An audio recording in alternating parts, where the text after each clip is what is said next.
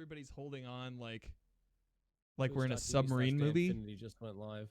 What? Right. I'm kidding.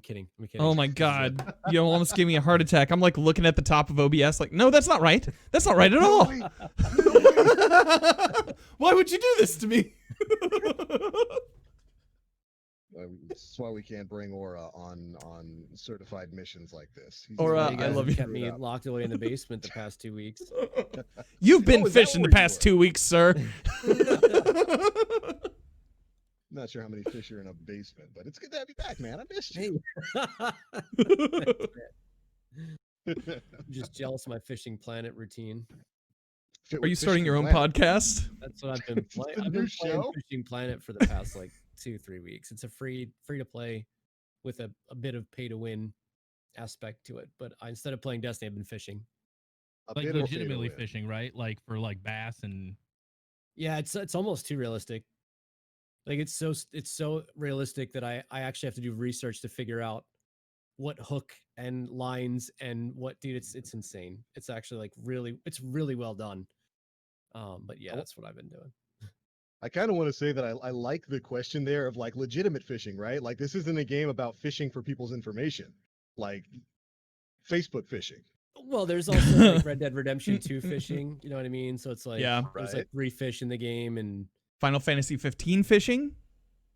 You remember that? Yep, Warframe fishing. Yeah. RuneScape fishing. RuneScape fishing. We're going back with it. Okay, I see you. RuneScape and World of Warcraft fishing. This is like Bass Pro, Cabela's fishing. Yeah, but I think it's like a mixture of, I haven't gotten so far, but I think there's a mixture of like saltwater and freshwater and lake and river and so there's like when I say that it's like super realistic, like it's, you know, you travel to different areas in the world that are real and you fish those areas that are for the fish that would live in those ecosystems with real bait, real lines, real brands. Like I haven't gone fishing in 20 years. I used to fish with my dad before he passed. And so like, it's kind of bringing me back to my younger years, my youth, my like memories and stuff like that. So I've kind of just been digging the fact that I don't have to think about anything. Like, yeah, there's so much value in just casting a line and chilling. You know, when was the last time you just chilled in Destiny? Who? When I was turning it off. You know, I did solo solstice grinding. Smile. Oh boy. Oh boy. You see that right there? I already know you weren't chilling. Like just that right there, you weren't. You were stressed out about something or annoyed by something. Like I'm just fishing, man. Like I got my line in the water, and like I got some tunes on. The only thing that's missing, the only real thing that's missing is the ability to snack. Because when you go fishing, you bring something, you know, you bring or have a beer, snack with you, some kind of water, drink, whatever. So the only thing that's missing is the ability to like just sit on the dock and snack while I'm fishing. Like that's it. Yeah. That's DLC. Yeah, it might actually be, for all I know. The snack DLC is coming. Well, good. I'm glad you've been finding a way to relax in these trying times. Lord knows everybody needs a little bit of that. Well, welcome, ladies and gentlemen, to episode, what is it, 251, 252? 252, 252 of the Planet Destiny podcast? Yes. Welcome to episode 252 of the Planet Destiny podcast. Soon to be the, what did Orth say? Planet Fishing Planet podcast. Planet Angler? Planet Angler Planet. No, because that just sounds like anglerfish are everywhere, and that would be horrifying. Because anglerfish are horrifying. You know how those things mate? Like the male swims up to it and attaches to the female and like becomes a part of the female. Like it melts into it. Anglerfish are monsters. They're horrifying monsters. That brings a whole new relevance to I'll stop the world and melt with you. We've got to figure out something interesting to talk about on this show. If it's the mating practices of anglerfish and Aura's fishing adventures, I'll take that any day of the week. But welcome, ladies and gentlemen, and a very special welcome to our guest this week, the one, the only, T00Hardcore, straight from the stream team. Thank you so much for joining us tonight, man. Hey, thanks for having me. Super excited to be on. Dude, we're super happy to have you here. Confession, I actually didn't know we had a guest tonight. I only found out like a minute ago. Like, no, we've got T00Hardcore on that. I'm like, wait, what? Yeah. Oh, Okay, built a new we're gonna have an house. interesting Though. episode. We built Good a new excuse. house. Yeah. It's got different rooms. People have got to get used. People need to get used to them. Some of them are empty. Others, not quite. It is a little bit weird having a different setup for, for the way we do the show now. I'm still getting used to it because there's like I'm a part of like 3 or 4 different Planet Destiny discords by now, and it's weird. It gets a little confusing figuring out which one works. But I like what you've done with the place, Dan. I like the whole setup you've got here. I Good stuff, man. tried to put new curtains up. Next week we'll have another room. It's gonna be weird. Good stuff. I dig it. Of course, we've also got our usual roundtable of hosts here. Mr. Dan Finity, welcome back. Glad to have you here, buddy. It's always good to see you. Glad to be here. Joining us all the way from a fishing dock somewhere, the one, the only Aura. Can't wait to talk about Destiny this week because I've played none of it. I can tell. And of course, I am the Black Link. And oh boy, we've got a few things to talk about. We had what? The stasis spotlights, the reveals for some of the new subclasses. I think we're still waiting on the Hunter Revenant, which is supposed to be getting its own spotlight sometime in the coming week. We've got Iron Banner coming up, all kinds of weird stuff. But first things first, Mr. Hardcore. For those out there who may not be completely acquainted with you, who are you? What is it you do? So my name, a lot of people call me Will. A lot of people call me T00Hardcore. I'm primarily a PvP streamer. But as I was kind of discussing prior to the show starting, we've kind of evolved and I use the term ascended into like just a Destiny streamer. I've kind of found more joy in playing everything Destiny as opposed to the earlier years of my content creation where all I wanted to do was load into the tower, get, trials stuff ready, go see Zur, and then play trials all weekend. Closing out on finishing just about every seal in the game, which I never thought I would do. Blacksmith, Reckoner. We got some flawless raids that are going to be coming up here before Beyond Light releases. So yeah, just Destiny content creator with some variety sprinkled in here and there. I do enjoy Tarkov. Gonna try some Tony Hawk here soon. Yeah. But yeah. Okay. So obviously the part of that struck me most is almost has every seal in the game. My God. Yeah, it's not something I literally bought the Dredgen pin back when I got Dredgen because I fell into that seal and I never thought I would get another one. We ended up getting Unbroken. I think shortly after that was Shadow. I'm 1 Grandmaster away from Conqueror. It's awesome. It's just been fun playing with buds and kind of exploring parts of the game that I didn't necessarily think that I would enjoy. Reaching out and playing with friends that are a lot better at PvE than I am, and them dragging me through end game activities with challenges like Low Guardian challenges, and I actually really enjoyed it. A lot of people kind of meme on me for how great my tether game is. And I think people enjoy my Grandmaster Nightfall content a whole lot more than Trials at the moment, which isn't all that difficult to see. Listen, tether's not your fault, okay? I try to tell people that all the time, but nobody believes me. I'm like, it's off-centered, it's awful, it takes too long to proc, it doesn't latch on quick enough. It's a beach ball. Yeah. Who goes hunting using a bow and arrow and gets the most bouncy beach ball full of silliness they can find and shoots that from their bow? Because that's what tether is. It's an actual balloon. Yep. You feel better, Aura? You get it all out of your system? No, because I keep hitting pixels. And it stops. Like, I line up the perfect tether to take out like 4 Guardians playing aggressively, and I'll hit the corner of a pixel that like you physically can't even see. The tether's just sitting like in space. It's the only super animation that physically moves your character, right? So if you proc it while you're jumping, you continue to move upward, which will cause you to tether the ceiling. And like I mentioned before, the crosshair is off-centered. So if you're not aiming slightly more to the Is it the left or the right? One of the ways you need to aim to compensate for how the tether comes out, because it's just off-centered. It's an awful experience. So, yeah, and Aura in particular has had his share of complaints about tether for the past couple of years. What would you guys do to fix it as a super? Delete it. Okay, ahead, that's Will. one. Yeah, Will. One option. See that smile, dude.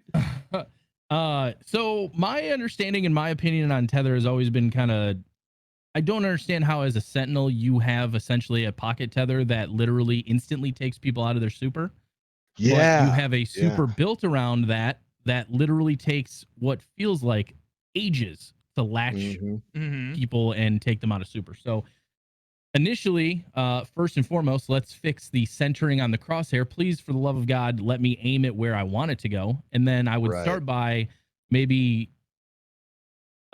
making that whole latch on the Super 5 thing a lot faster. I don't know if it would be too OP if it was like instantaneous. I'm assuming not. Like I said, Sentinel has a suppressor grenade that's, pretty strong.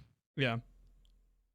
And I think it would make it way more viable. I mean, to be honest, too, the state of Destiny right now and how people use tether, a lot more people are running bottom tree because smokes are just more viable, and you have other things that do what tether does better, like the debuff and everything. You have it's a Destiny 1 super existing in Destiny 2. Yeah.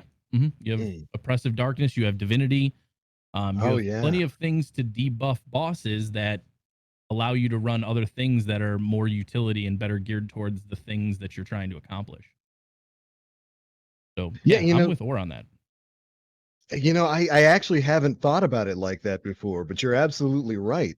When you've got Sentinel that can basically do what Tether does, but instantaneously, in the dropping bubbles and with the grenades that shut down basically everything in the game. You're right. You're absolutely right. This was the utility class back in D1 where that was the only utility you could get. We're now in D2 where there's plenty of classes that offer that utility, whether it's Warlocks, whether it's Titans. So how does it's kind of a bit of an identity crisis right there. So that leads me to another question, and I guess this will go both to you, Hardcore and Aura, since you guys are you're our resident tether experts here. If you could rebuild the class, then what would you focus it as? I think it's a good idea that it's kind of like an ad clearing, and it kind of does. It used to do the best of both worlds, right? You could debuff a boss, and then you could also manage ads pretty well. You tether one, they all take a percentage of total damage done to the initial target. I think they need to go back to focusing that. It needs to feel like a super. If they're giving us these exotics and these other utility mods like oppressive darkness, I think they need to buff the initial like debuff of tether to maybe give it some more bang for its buck. But honestly, I don't know, with the state of things, bottom tree tether's king right now. You can go invis. I don't know if any of you guys watched Leopard. His Grandmaster Nightfall content is hilarious, but the target smokes that you have, the dollar store smokes you have on bottom tree, even though they're kind of wonky sometimes, I mean, that's basically getting you through most of the Grandmaster Nightfall content because it's just so hard. Things hit like Mack trucks, and if you're not invis and you don't have that escapability, you're going back to orbit and you're reloading the whole thing. So that not to get off topic, that would be my thing. They need to retool the super, make it a super again, give it more bang for its buck. Playing off of what Sentinel has, you get that grenade back every 90 seconds, and it's basically a grenade super. So for PvE, increase the debuff, maybe make it latch further. I don't know. I really haven't thought about that. That's a good question. They kept tether relevant in D2 by increasing the range that the tether can actually take hold of, and they did that because the actual shooting of the tether itself is not only slow in the animation of shooting it, but the way it travels distance is also incredibly slow, and the time it takes for it to proc is also incredibly slow. Then they took the damage percentage where it used to be 100% damage was shared across tethered targets. They knocked down like 50% or something like that Yeah. because it was so strong. And so I think they wanted to pull back, especially when it was paired with Orpheus rigs in PvE, because you could wipe an entire room without even really trying. But now you can still wipe an entire room without really trying because of things like Witherhoard and Risk Runner. Like, I'm not sure. I like the way that they built Spectral Blade now. It feels way better than it did, given the fact that it doesn't last 20 years and wall hacks don't last very long either. So yeah, I'm just looking for something to bring it to the forefront. And who knows if it's even going to be something that's done, because we don't know what the Hunter capabilities and stasis are going to be like. So I think we'd have to wait and see what they do with the new subclass before we start talking about how they're going to rework new ones, or old ones, I should say. Yeah. Mm-hmm. I agree. Yeah, I mean, and that being said, you're right, and we will be learning more about the new Hunter subclass sometime this coming week. But I wouldn't mind seeing a revamp of some of the older subclasses as well, especially since when it comes to these stasis subclasses, we know that we're getting enhanced customization options for them in the form of stasis fragments and stasis aspects, which are going to allow you to kind of customize the class in a way that's more similar to the way we used to be able to customize classes in D1, except taking a bit of a step further there. So hopefully, right now we don't know of anything like that for the current subclasses that are available to us. Hopefully some kind of change like that does come in the future for some of these lesser used subclasses, or the ones that need a little bit of help right now, shall we say.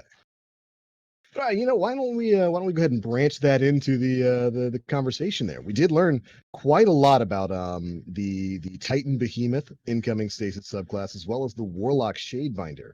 I'm assuming everybody here got a chance to go through the spotlight and see what's going to be coming. I got to take a better look at the Shadebinder this week, and the customization that they're planning with that UI. In that post, I didn't really get to check the Behemoth out quite yet. I'm looking at it right now. It looks pretty bonkers. Yeah, it looks like it's very much going to be a variant of Striker, but with ice AoEs, which is about what I expected. Stasis is not ice. Oh, right. They get mad about that on Twitter. Yeah, somebody's gonna get angry. Someone's gonna get mad about it. It's liquid, dark, cold stuff. Mm-hmm. Yeah, but you have things named glacial and stuff like that, but it's not ice. Yeah, it's not ice. It's totally different. Ice. Different. Same, but different. Yeah. Crystals. It's crystalline. Yeah, the Behemoth thing, I'm gonna be honest. Out of all the classes, I really dislike Titan. Like, I kind of want to delete my Titan just because I don't like it that much. But rightfully so. I feel like they got cheated. Like, you got all this brain power over at Bungie, a really talented dev team. I give them a lot of credit. I slam again with a stasis fist. I just feel like they could have done better. I feel like they could have done more. I'm excited to see the utility. I'm excited to see it just because it's something new. But when I look at it, it just seems lackluster to me. I think they did a really good job with the Warlock. It's got a staff. It's kind of unique. Yeah. It's not similar to anything else that we see from that Guardian. As well as the Hunter, which we don't know a whole lot about other than he dual wields hatchets. But yeah, my initial thoughts on Titan. I'm excited because it's new, but I was also kind of like, another slam, And I feel that because you clearly see the Striker like format there. It's clearly the Striker template, but with some changed effects. So you get the crystalline plating armor for your character while you're running through it, which is basically like Striker's damage resistance. But the slam gets an AoE, so like you can shoot out ice and freeze things and then detonate them. But it's pretty clearly the normal Striker super there. So I 100% understand that. And when you do compare it to something like the Shadebinder, which is pretty different from most of the other supers we've had in the game, I can understand being a little bit let down by that review. 100%.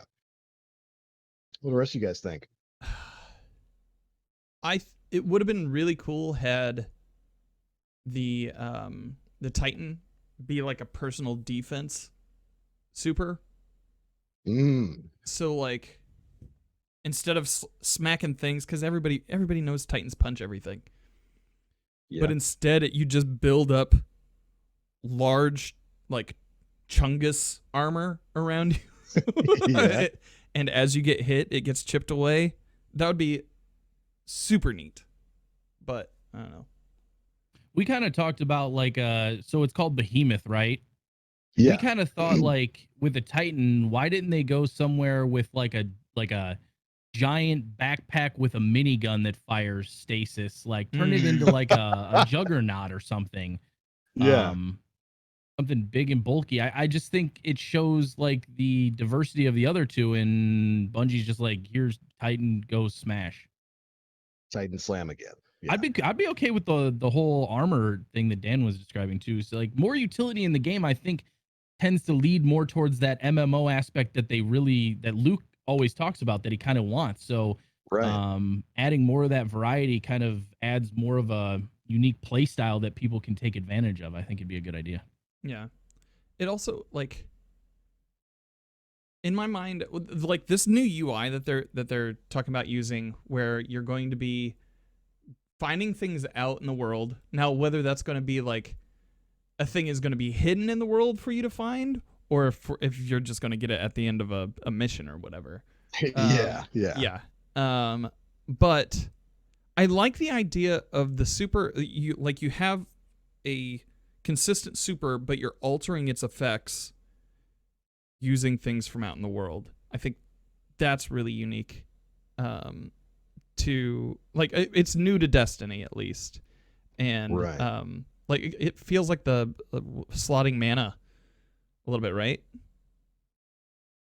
Yeah, something like that. And that's one of the things that I kind of wish Bungie would have explained a little bit more about, because when it comes to the fragments and the aspects, they say you'll find them out in the world space. But what does that mean?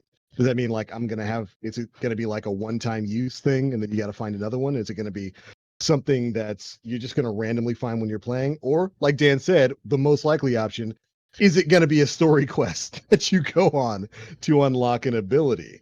I kind of wish they would have been a little bit more clear about that. To be honest, they need to clean up your whole like backpack inventory type thing. I think it's a giant mess right now, especially with umbrals and ascended shards being capped and all that other stuff. But honestly, like if you have to go out and like do activities and stuff to farm multiples of these, like they have like a limited use. I'm not really opposed to that. I mean, same. Just I don't know. Story Until you missions see are what great. you have to do to do it. Yeah, then it could turn into, that's the new bounty thing. That's where people start feeling like Destiny turns into a chore again. So, I don't know. Yeah. I think it's a thin line, obviously, but there are chore aspects to MMOs, though, are there not? Like, doesn't World of Warcraft and all them, they have like, right? Like, even Warframe has chore type aspects. So, like, that I don't think they can move completely away from that, but I think there's like a weight to how much it can feel, given the fact that this is a looter shooter, not yet a complete MMO RPG. I didn't see anything in regards to the Titan. I saw the reveal that showed a little bit of what all of the characters were going to be capable of, but I mean, we'd be kidding ourselves if we saw the Titan and thought that was any different than Slam. Right. Yep. Like it'd be a blatant lie, but like this could have been the moment to like maybe to like Hulk smash. Like, yeah, like Titans already punch a bunch of things, but like what if our hands like literally like quadrupled in size when we like slam the ground? You know what I mean? Like what if we added some like superhero aspect to it to like really make it seem, like that would have been some gnarly, you get theatrical... icy Hulk hands though. If you look at the images specifically, I'm gonna drop this in the chat for the Behemoth. If you look at it, it looks like a crystalline Hulk hand that you get at Walmart, just put over the top. Yeah. But it's about what I would have expected from the new class. It's pretty much where I expected them to go to. I can understand the disappointment with it basically being Slam again. And you guys have brought up some interesting options there. I think Dan's thing of you getting this crystalline armor that kind of gets knocked off of you, I think would have been really interesting, especially if it's sort of like since we're delving into MMO stuff here, it's like Titan goes out, pops this super, you get this big crystalline armor on, and you just draw enemy fire away from your teammates. Yeah. Like in it has some way of pulling AI and drawing fire to them so that they can take the heat. You can focus on damage or something like that. Would have been pretty cool. What if that armor was inherently adding some kind of buff based on a percentage of damage absorbed from the enemy and boosting your teammates within radius of that Titan? I was even thinking like you take so much damage and then once you've taken enough, you detonate. It does like an AoE around the Titan. That'd be Oof. It actually gives you a reason to run towards things. That would have been pretty cool. What are you thinking, Dan? Oh no, that sounds badass. I like I want that. Yeah. Out of everything we've just talked about, that sounds wonderful. I mean, the Titans are always billed as being the guys who were first in the fight. They are the front lines. And so something like that moving into the MMO again, pop your armor, it draws enemy fire, gives your teammates a chance to set up and start doing damage. And after you've taken a certain amount of damage, you blow up. Then you blow up. It's something pretty cool. At least something a bit more than Ice Smash, which I'll still play. Yeah. Did we see somebody in chat said something about it? When the slam hits, does like stasis pop out of the ground and create like spikes and stuff like that? Because I think that would have been yes. I believe it comes up out of the ground and it forks in threes, right? Yeah. Interesting. So, but that to me, I don't know if that's inherent with the super or if that's an augmentation, because looking at how the stasis thing, like Tectonic Harvest, shattering a stasis crystal creates a stasis shard. This shard grants melee energy when picked up by you or your allies. Like that's one of the aspects. And that looks like it comes from a fallen captain's arm. And then one of the fragments, Whisper of Durance. This is in the Behemoth Stasis Spotlight. Slow from your abilities lasts longer. For those abilities that linger, their duration will also increase. So, actually, I don't know how these are actually going to augment everything. Yeah. You're right. I don't know if that's like an extra effect on the super or if it's just how the super itself is naturally going to work. But there was something there that shoots out that ice that freezes things in front of you and kind of creates those crystalline pillars that you can break. Okay, when you look at the stasis subclass image, it does say that effect is called ground control. The behemoth slams their gauntlet into the ground, sending out tremors of powerful stasis energy that leave crystals in their wake and freeze all enemies in the vicinity. Okay, see, that's cool. I like that. Yeah. I like that a lot. And I think that's that now. Okay. Yeah. And I think that's the basic way that the Shadebinder super works too, where you kind of shoot out a wave and it freezes things around you. They described it as being a two-part attack. You do something with the staff, it freezes everything around you, and then you initiate the second part, which detonates everything that got frozen. Seems to be the general theme when it comes to stasis. You freeze things and then blow them up and freeze other things. Yeah, I don't think the supers are the big news here. The aspects in the fragments seem to be like definitely what it's going to be. Like Frost Pulse with the Shadebinder, casting a rift generates a shockwave that freezes nearby combatants. That's optional. More customization.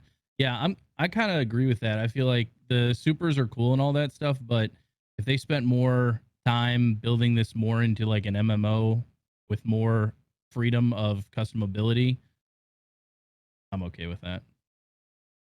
For sure. Yeah, same here. And that's that's why I was so excited to see in the Stasis Spotlight. I was so excited to see these fragments and aspects because really the best way to think of them is like mods for your subclass rather than mods for your weapon. You're basically equipping mods for your subclass that are going to allow you to expand upon the gameplay loop that they're setting up here with Stasis. I think the example they gave for Titan was freezing things with like your melee and your abilities. Breaking the things that you froze gives you energy back towards your melee so that you can just kind of loop back into that gameplay mechanic. And I think for Warlocks, it was like using Rift freezes things around you. And then when you break frozen things, it gives you back class energy so you can use more risk. I Love that. That is exactly what I want to see them do. Give us options to play with the abilities that we like to use more often. Anytime they make a character or a class that has abilities that feed into themselves, I think that's a pretty good gameplay loop. So I'm really happy to see that kind of expansion here. Yeah. It also looks like it takes away from your core 6 stats as well. Like basically in order to use space magic, you're going to have to pay in your physicality. And that's right, because kind of neat. And that's okay. I'm okay with that. That's how MMOs work. There should always be a trade-off. You can't just keep stacking power on power on power on power. Exactly. There has to be risk or reward. Right. And some of these fragments and aspects are going to take away from your stats. Like they'll be -10 intellect, -10 discipline. Some of them add. I think the example they gave for Titans was like plus strength, like +10 strength or something like that. Mm-hmm. And I like that. I like that Bungie's letting us crunch numbers here and play with greater effects on our classes. I think it's a good move, and I'd love to see them do something like that in a revamp of the normal subclasses in the future. Yeah. So do we think they do that this year, or do you think we maybe see that like a Super 2.0 at like the next time we get a DLC drop? For the older subclasses? Yeah. That'll be Witch Queen or later, if it ever happens. Okay. You mean like a super that, like a, for lack of a better analogy, like Super Saiyan 2? I wish. Your super becomes more super, like double super? Like, or like, am I missing the point? Kind of, or like Gunslinger. Like we have Gunslinger, but it's still stuck in Destiny 2's initial build out, right? Right. But if you could get the stasis UI and customization in with aspects and fragments, that would be a completely different thing. Like, I see what you're saying. Imagine getting an aspect of it where if you use Golden Gun, if you use one of those shots against a fellow combatant, then it actually heals them. That would change the super in a meaningful way. Whoa. But could be optional, right? So you're talking about them backtracking and augmenting the first echelon of supers in terms of bringing them up to what we got with Beyond Light. Right. 100%. Yeah. I mean, they would have to, right? There's no shot. I hope so. Like, don't we like Bungie is real, I guess depending on how you look at it, they're either really good or really bad at swinging the pendulum. And when they swing it really hard. So if they're adding these customizations to the new stasis subclasses, and let's assume that they're pretty good. Yeah. And what are you going to use anything else? Why use anything else? Yeah. That would be my concern. I mean, the only thing that I can think of is like DPS. You want to use the new stuff in this new version of the game. Oh yeah. I feel like the focal point of like part of why this is a huge, massive, not so much Destiny 3, but like these abilities and these subclasses are the focal point, right? So like, absolutely. If everything else took a backseat to what we were going to be getting that's new, because if I'm Bungie, I want the new stuff in people's hands more so than the old stuff. Yeah. Yeah, and external memory in chat is bringing up the fact that during Luke Smith's Q&A, he brought that up with Dr. Lupo. He said that this is going to be an experiment. This whole stasis thing is going to be an experiment with them changing the way that they build classes and the way that we can interact with the subclasses that we've got, and that they might experiment with bringing this to some of the other subclasses based on how this is received. So here's hoping that it comes out pretty well and we get to see a revamp of some of the older subclasses. I'd love that. I'm expecting them to knock it out of the park in regards to form, function, and wow factor, and for them to miss the mark in regards to the painstaking process to build it the way that we want to build it. In other words, if we do have to go out into the wild and acquire certain things in order to complete the subclass build that we want, I could see that process being painstaking, long, maybe revolve around the fact that like you have to have a team in order to acquire some of the gear faster than if you were. Yeah. And so like my concern is if they're going to base on how it's received and there's multiple sections that we're going to grade it on, that they might take to heart too much. Like one set, well, let's say there's 3 things we're going to grade it on. They might say that they might discount how much 1 and 2 were amazing and so focus solely on how number 3 was flawed and say, okay, this was a mistake. We're not going to go back and revisit the old stuff. Yeah. Your thoughts? Yeah. That's likely. And I don't want it to be likely, but that's probably, I would say it's probably how it's going to be. And or if they did go back and do it, maybe if they only did it with 1. Yeah. Like per element or whatever.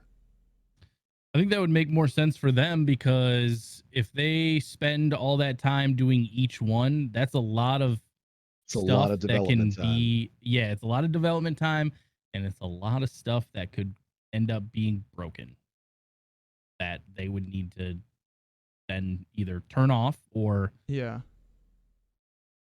You'd also have to I think guess of let run wild. what exotics your characters are imbued, like how it affects the exotics that already exist for the supers that we have, and how those would affect that class as well. So, and decide which ones stay. Yeah. How is this going to affect Celestial Nighthawk, Vesper of Radius, stuff like that? Which is why I said if Bungie is ever going to go back and make this kind of change, this type of expansion to the old subclasses, don't expect it before Witch Queen, like a year or more from now, because that's a significant amount of work. Yep. That's a significant amount of work to go back. That's a lot of things to rebalance and redress. But I'm on that team for sure, 100%. Yeah. Because if they end up pulling this off and it ends up being well received within the community, that opens up exponential things that they can also use that same kind of system for. Could you imagine an exotic with base, like a base ability that can also be altered by those elements and stuff like that to do different things? That's what I want. I mean, the customization, the whole premise, their like whole tagline has always been like play with friends, but play how you want. Yeah. So if they, like I said, if they nail this and they hit a home run, that's just blowing up the whole MMO aspect of the game, which is what Luke and what their whole desire is to actually do. That'll open the door for a lot of things. That'll be pretty cool. One of the biggest things I like, I played World of Warcraft a lot back in the day. One of the things that I wish Bungie would do, and I don't know how well it would be received or how well it would play out, but armor sets. I love armor sets. Yeah. Oh my gosh, yes. I want armor sets, like when you got 2 pieces equipped, you get this. If you got 3, if you got all 5, you get something cool, and it doesn't need to be game breaking necessarily. You can do armor sets that are specifically tailored towards giving you bonuses when you're in a specific encounter or a raid. It doesn't have to be like intrinsically active throughout the entire Destiny verse. But I think armor sets, in my opinion, are also another good step for them to take. Absolutely. And like, here's the thing, they've dabbled in that before. They did it with Gambit Prime, and the Gambit Prime armor sets give you a massive advantage in that game mode. They used to do that with raid gear. Whether it was the stuff in Destiny 1 where wearing stuff would like make you more effective against oracles or against Vex or against Fallen or against Hive. And even with when they first started introducing some of the mods here in Destiny 2, remember it started out being raid mods. Like you dealt more damage to enemies on the Leviathan, or killing certain enemies would guarantee you the drop of heavy and stuff like that. I have wanted them to get back to doing armor sets for the longest time. I'm a huge MMO guy, old school World of Warcraft guy, Final Fantasy 14 now. And I love that sort of thing where like you have 2 or more pieces of this armor on, it's going to give you a benefit in this type of activity, whether that activity is strikes, Gambit, Reckoning, or whatever kind of game mode we're going to be getting moving forward. I would love it if Bungie leaned into that. Fantastic. And they can also take that a step further and go back to what everybody loves too, Destiny. You get 5 pieces of a set, you get glow. And everybody can get that set, so you get the glow, but then you expand upon that and you also give Guardians challenges. You do low Guardian stuff, you do certain in-game challenges like that they have set out already. And you get different color glows to set your everybody wants to go into the tower and flex. You know, everybody. And they can just do so much with that stuff. Some of the best armor we ever had came at the end of Destiny 1, in my opinion. The revamped Vogue, Crota, all those armor sets with the crazy glows were so like I don't understand why we got away from that. That's what I want back. Give it to me. It looks so good. And please, for the love of everything holy, let's get away from the emblem determining what the glow is on armor sets specifically in trials or everything. It's just so lame. It doesn't look good. They moved shade away poorly. From resources, and that creativity was allocated to the Eververse. When you look at the 8 billion sparrows and ships and ghost shells and projections and the shaders, which I think there's more shaders than Destiny 1 ever had, and there's a lot swatches on the shaders because we're applying them as consumables. Like a reorganization of those assets has to be undertaken, but it's like they also have to pay their bills, you know. And if they took those glows and they made them Eververse products, the community would lose their mind. What about man, I don't know how much you guys, I'm assuming you guys do more than I do, but you ever seen some of like the fan art people have done? Like, why not Bungie focus like taking some of that, paying those designers, those artists, and using their, I'm gonna be honest, man, some of that armor that people come up with is nuts. And that would save Bungie development time, design time. Obviously they would have to pay for it. But I mean, I think that'd be a cool thing. Contractual disputes and lawsuit potential stuff. And all right, listen, I'm not the lawyer guy. I'm just saying. But from a business perspective, like you can get into some pretty significant and serious. If anything, Bungie could actually go after the creators who do that stuff and say you're not allowed to use our game to generate income for yourself. Now they don't, for the most part. They don't. But they actually could go the exact opposite direction if Bungie wanted to actually play hardball, because you can't, I mean, it's copyright infringement. It's so like, I think that's an idea we've talked about before, but I don't know what it would take in the background for that to happen and that everybody involved comes out as a winner. Now, Warframe literally has, what is it? I forget the crowdsourced resources where like they allow people to make stuff and put it into the game. Pretty sure like glyphs, right? Or whatever, they're glyphs, right? Glyphs, I've never played Warframe, but I follow a bunch of those creators on Twitter, and they're like codes and stuff. They trade them like trading cards. Yeah. Everybody wants to collect them. Crazy. But Warframe is also a free-to-play game with paid content if you want it, stuff. So is Destiny. Yeah, so is Destiny now. True. And you know, Aura's right. That's something especially our buddy Nim Plays has brought up multiple times on the show for the past couple of years. And there are games out there that do that crowdfund certain designs. For instance, Monster Hunter. Capcom does a fan design contest every once in a while where they have people send in armor designs and the winner gets their design put in game. I think that can obviously work under certain scenarios. Warframe does it, Monster Hunter does it. I think Final Fantasy 14 does it every now and again too. And who knows, maybe that could be an avenue for getting some of the more creative stuff in the game. But like right now, Aura was right. A lot of the most creative looking stuff goes directly to Eververse. I mean, what is the one thing that gets a new set of armor, new sparrows, new ships, new ghost shells, new glows, new emotes, and all that kind of stuff?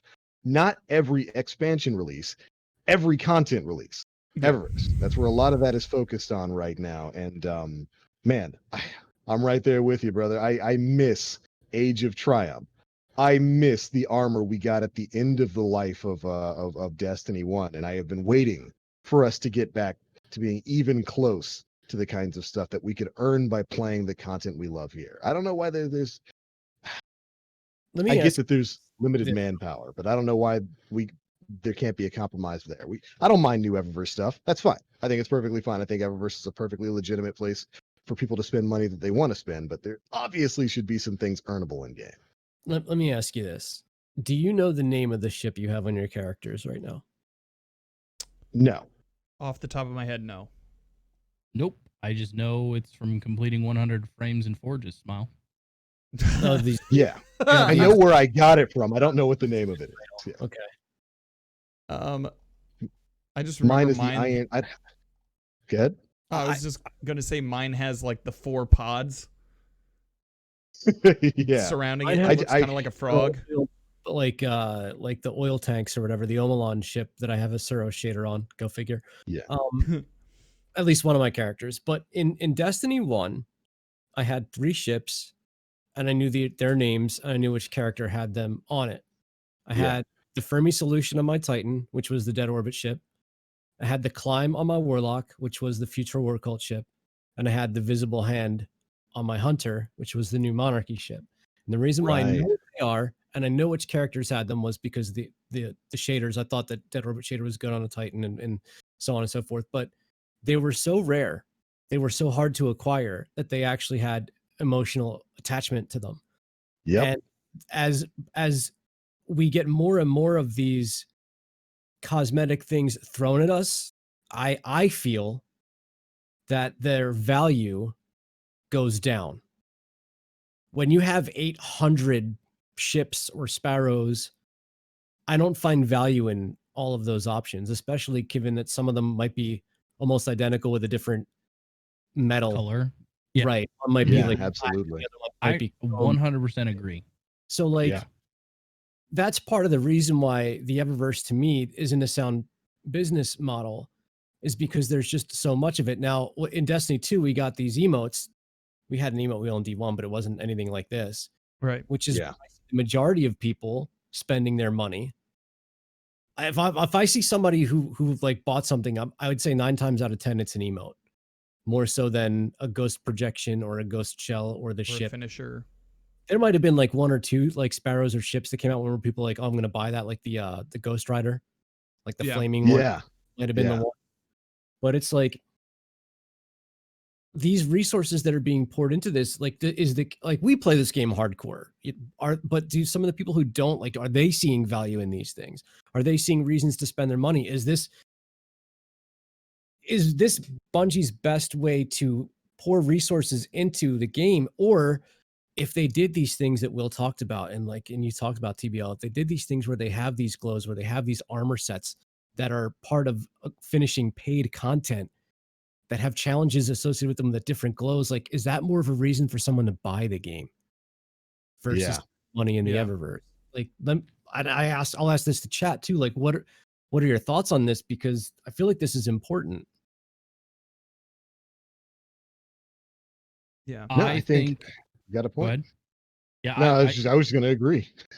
I think there's a lot of value in understanding that earning something through blood, sweat, and tears has a higher value than going to the store and just buying it. I think in a lot of instances, like in my life, in my content creation, I think my one tagline is less is more. I think the market is really flooded. I think things that are simplistic in terms of like, actually simplistic's the wrong word, minimal. I'm okay with Bungie pumping stuff into the Eververse if it goes directly to them, but I'm not okay with them taking things that were specifically designed for that season's pinnacle activities and putting them behind a paywall instead of saying, go out there and do this challenge and earn this piece of gear. I think that's where they kind of trip up. If they want to put some off the wall rainbow vomiting unicorn sparrow thing in the Eververse, go for it. But I think things that are designed for the season need to stay in the game and accessible to everybody. And I think, like I said, it adds value. It shows you, if you go to the tower and you see somebody with that glow, like you could in D1. You go to the tower, you see the flawless glow, you see some of the ornaments that were glowing. You're like, that guardian right here, that dude's or dudette has seen some shit. Mm-hmm. They Yeah. earn that stuff. I want that. How do I do it? Do I got friends that can help me with it? I agree with Aura 100%. I think they kind of need to reshift their focus. And they're always, I wouldn't really say they're bragging. That's what I was going to say. But they're always talking about how it's easy to spit that kind of stuff out, right? It's not the same kind of effort that takes somebody to design something. They basically have these designers spitting out these Eververse concepts pretty quickly, from my understanding. So if they're so quick, they can tone it down a little bit and maybe reallocate some resources to other things that could be better suited for in-game things. I think that's fair. I honestly, I think that's fair when it comes to the notion of stuff that should be earnable in game versus Eververse. The example I always think of, I've used it here on the show before, is there's an Iron Banner emote where like you take out the banner and you slam it into the ground. It was available in like the first season of Iron Banner, whatnot. But it was an Eververse pickup. It was an Eververse purchasable emote. It's the only thing I've ever spent money on in Eververse because I thought it looked cool and I wanted it. But it's something that honestly should have been, because back then we had Iron Banner ranks. Like you got rewards for hitting rank 50 and stuff like that. That should have been the rank 100 reward for Iron Banner. Right. And I wouldn't have even cared if they kept it as a rank 100 reward, or you could have bought it with Eververse Silver and whatnot, if that were an option there. But that's the kind of thing that should have been earnable in game with the activity that you were playing there. And you hate to see it. I hate to see it when it comes to the stuff that pretty clearly was probably going to be tied to an in-game activity get moved over to Eververse. And we've seen that over the course of Destiny 2. I got no problem with Eververse. I got no problem with Bungie making their money there. But when it comes down to that sort of thing, there definitely need to be avenues. I value things that I earn more than things that pop up in the Eververse. I've never bought anything in Eververse since then because I don't find any sort of monetary value in it. And it's a bit of a bummer. So let me ask another question then related to the Eververse and kind of in the season that we're in right now. Do you think it's okay for the glows for the Solstice armor to be obtainable through Silver or Bright Dust, or do you think they missed the step and they should have either sold it for Silver inherently or made it so once you completed it, you just inherently unlocked the glows? I mean, or is there not big enough difference, I guess? So you do get one glow. You get the white glow. The stasis one, yes. Yeah, for completing it. With the multicolored ones, I guess I'm fine with it being in the Eververse because it's an option, right? Yeah. And with Bright Dust, you can earn quite a bit of Bright Dust fairly quickly just by doing bounties, but then you have to know life the game, right? Yeah. I'm not a huge fan of how much things are in the Eververse store. Like $15 for a Tri-Glow for one class is a bit dumb. steep. And they raised the price too. So it was $6K Bright Dust this season, right? And it was only $5K last season. Yeah. But so I posted, I was like, okay, so like $15 equals 6,000 like Bright Dust. I posted that on Twitter somewhere, and somebody was like, there's no correlation. These numbers are arbitrary. Like the economy doesn't make sense overall, and it's not like Bitcoin. There's no Well, that economy doesn't make sense either. That's very true. So maybe bad no, I think it's perfect. There. It doesn't make sense. Yeah. I think it's whose line the is most it anyway? perfect example. It's whose line is it's it the most anyway? perfect example you could have given. And to answer your question, I don't have a problem with them selling the glows in the store, but I'm with Dan. I have a problem with it being $15. There is no reason for it to be more expensive than the season in which you can earn it as a purchasable option. That doesn't make any kind of sense at all to me. didn't think about that correlation, but now I'm actually more disgusted now you saying that than I was before. I guess my main point is I just kind of wish they would put more things in the game to be earnable. So yeah, like to that tying point, it back into the other stuff. To that point, external memory did say in chat that like if he recalls correctly, the Dido armor set was specifically designed for Eververse, and then they pulled it out prior to Arrival's release and put it in Prophecy as a response specifically to the feedback that things should be in in-game activity. So is that why there's two sets in Prophecy then? Yeah. Yes. Yeah. I didn't know that. I guess I missed that part, but okay. So it seems like some of that is, some of that is seeping into the game. Other bits, we'll just have to see. Yeah.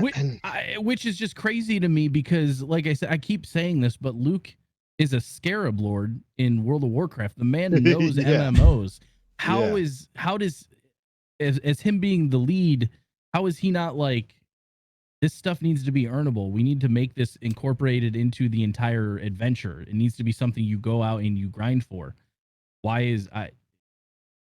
You get what I'm trying to say? Yeah. I'm confused as to why this is such like a, I know that they are slowly changing, but I don't understand why it needed to be brought up before. It just feels like such a tone deaf type thing for them, I guess, even knowing Luke Smith's background. Well, from films and video games, from what I understand, is that the director is guides more than they actually dictate. Yeah. And I was going to say, it's a company of 300 plus people working in multiple departments. He's not micromanaging everything there, and I doubt it's within his power to micromanage everything there. Yeah. So he likely had no control over that sort of thing. Yeah. So I'm sure there are some things where he's like, I don't know about that, and like they do what they do. I want to see that facial expression from Luke when he walks into like a boardroom meeting and he sees something and he's just like, "Yikes! What in the heck is this?" I'm sure there have been some scenarios where that's been the case, but also and hopefully not. Those things tend to lead to like a toxic work environment too, if I recall correctly from my previous work experiences.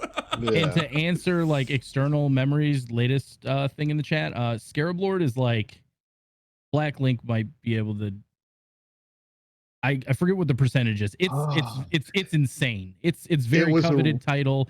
It's like some minuscule percentage of the entire World of Warcraft total player population. He's like in the top, like it might be 1% or less than 1% have obtained that title. It was pretty nuts. Destiny 2. Yeah, yeah, absolutely. The rarest. I forget. I don't know if there's up-to-date numbers, but for a period of time, Shadow and Reckoner were the two most rare titles in Destiny. Right. Got them both. I think there are. The Reckoner still is, which is crazy because my experience, Blacksmith sucked, still sucks. Reckoner was easy. Blacksmith is my least favorite one so far. If you did the 100 frames, you did the hardest part. Yeah, but the problem is, that's the brain dead part. The problem is my crap RNG that wouldn't give me the stupid shaders. I got the 100 frames before I got some of the shaders to complete the badge. You know the shaders are specific to... Yes. Yeah. Farming armor with it. Yeah, it was armor and specific, like the specific frames, the weapons that have a higher drop chance. That blue shader took me 90 frames to get. Oh my goodness. And I got the House of Mirren one after the 100 total frames forged. So nothing like going in forges for fun. Smile. Reckoner is still 3.6%, and Blacksmith is 4.5%, with Shadowkeep's Harbinger title bringing up third at 4.9%. What was the first one? I'm sorry. Reckoner, Blacksmith, Shadow, Harbinger are the three. It's crazy. I thought Chronicler would be a little higher. Nah, you can get that anywhere. You think? That's one that I'm missing that I'm not focusing on. I probably won't. What, Chronicler? Yeah, I'm bad at it. I forget what the hardest part about that was, but Finding- I think it's the Dreaming City one. Yeah. That's the one where you just have to dive in, and like there's a few map apps out there that specifically can help you with that. That's how I did it. I was like, okay, and I need to run around this section this week. All right, I got it. And I think I was waiting on visiting Mara to finish off my Chronicler. Yeah. Even then, I think I was like missing one piece of Aldrin lore, but that wasn't bad. Yeah. Let's see here. Outside of, we've had a meaty discussion about Eververse and Stasis, but we got some Triumph changes as well that came in the TWAB. Yeah. That maybe we should talk about a little bit. Essentially, a lot of the triumphs that are currently available in the game, of course, won't be, as the Destiny content vault's going to become a thing, and a lot of the planets and activities that those triumphs are tied to are going to be getting vaulted. So Bungie basically had to do some rather radical restructuring of the titles and seals that we'll be able to earn as players, and even the ones that we won't be able to earn when Beyond Light goes live. And I think they gave us a couple of lists there of some of those big changes. I don't exactly have it in front of me, but there's some. Basically, if you want to get some of this stuff, you need to get to work right now, because a lot of it's going to be gone. Yeah, a lot of it's going to be gone. The titles no longer available will be Shadow, Reckoner, Blacksmith, Wayfarer, Chronicler, and Season 5 through 11 titles. Got them all. I think the only thing I'm going to miss on is Chronicler, and I just don't care enough. In all honesty, I think I have everything with the exception of I haven't tried Conquer or Flawless because I just don't care to play the content. But yeah, Flawless is tough right now. Yeah. We did confidence cards yesterday and breezed through 1 through 6 and matched Astronaut Sun Game 7. Trials, everybody. Mm-hmm. I just don't think there's enough value in it for me to say it's worth my time investment. Like I'm just at this point where I'm trying to chill, and if it's not chill, I want nothing to do with it. And Conquer is fun with friends. Like the Grandmaster Nightfalls are a good time with good buds, but like if just to form up a random team and give it a shot might be frustrating. And Trials is just not fun, and it hasn't been fun. It hasn't been fun for months, and people try to force it. And so until it's fun, I'm just not going to partake in it. The tough thing too, that this brings up a whole different discussion, and I don't necessarily care to go down that route, but PvP seals are devalued by the fact that people can just pay people to get on their accounts and do it for them, and it heckin' sucks, man, because I'm proud of my Unbroken, I'm proud of my Flawless, but I don't wear them because they're paid for titles that people can simply go. Yeah. Now people prefer PvE recoveries too. This is true. Yeah. So I mean, I guess in the grand scheme of things, it's anybody else in so doing. You're not ruining. I'm not ruining your day by paying Dan to run the dungeon. You know what I mean? Like, yeah. As long as you got bows, I think Dan said he's down. Dan's got a service. I can pay you to take my account through Spire of Stars. I do not have a service. Everybody, get out of my DMs. Very upset. I don't know. All I heard was Dan will take your credit card and your account and get you the Conqueror seal. I will take 2 of those things, but one of those things will not happen. Doing PvE stuff for people isn't something that I would be like completely object to if I had a group of people to just game with on the regular. Like I don't mind playing a lot of the older raids. I just did a Crown of Sorrow last night with some friends. Yeah. I thought you said you've only been fishing for the past 2 weeks. All right, Mister. Mini Galran, and then Galran yesterday with some friends, and then Friday night I had some beverages and played Crucible. In ruining people's night. And And then I went back. That's why I heard the tears and sorrows of Guardians on Friday. You were out with your vooping. Yeah. I not only was I vooping with Aaron till I hit a couple of clips with 1,000 voices that are really nice. Oh man. Tasty. I don't know, like in that conversation, I want people to, personally, I want people to go out and earn their shit. Yeah. I will. Let me ask you this. Okay. Is earning it being carried through it? I think you go ahead. Go ahead, Hardcore. Here, from the trials perspective, I think yes. Trials is no longer an activity where you can hide people. In my experience, it's a team effort. You might not be out there slaying. Yeah. On PC, yeah. you might be, you know, playing your life, team shotting, picking up reses and stuff like that. But everybody, we took Twisted Tessa flawless recently. She's been trying for 6 years. She cried. And she's like, I never thought I could do this. And I said, you did it. We helped. You were there. You contributed. So I absolutely think that in the grand scheme of things, and it's also hard to hide people in high level activities now too, with them making it so you have to res people. Like in D1, you could just leave that dead weight dead and complete the activity like low man, low guardian. Damn it. So yeah, I mean, your point, but that's not being carried. You're talking about a contributing member of the fire team. I think people use carry as a weird catch-all. I don't like it. Yeah, I always try to say trials help. Unfortunately, Twitch's algorithm and stuff like that, more people get clicks if they're advertising trials carries because it inherently implies that you're doing all the work. You're a god at PvP and stuff like that. That's specifically the situation that I'm referencing, though. Like if like Dan says he doesn't want to do stuff for other people. Personally, right? Doesn't want to like literally log on someone's account and run the content, and then that person gets the reward. And I'm 100% agree. Agree. Yeah, but we come from come from a different mindset where you earn what you have. A lot of people don't have that mindset. It's fine.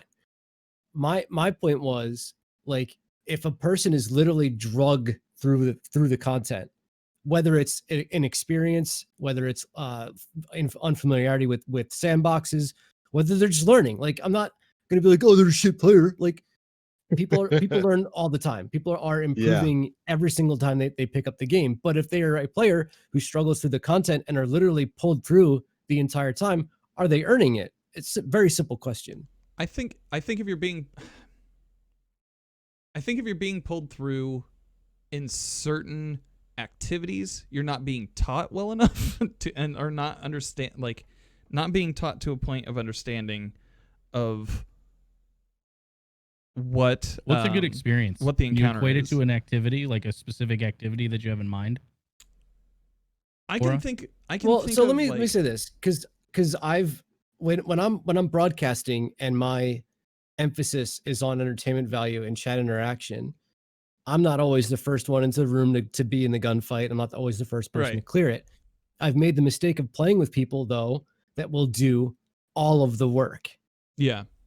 Or if I play a new game and I'm playing with somebody who has experience in that game, I will be the person who is literally, I don't even get to participate because everyone around me does the work. And so now I'm going to walk away from the end of the activity with something that I didn't earn. I was there. I watched, the chaos around me occur, but I didn't do anything to be part of it.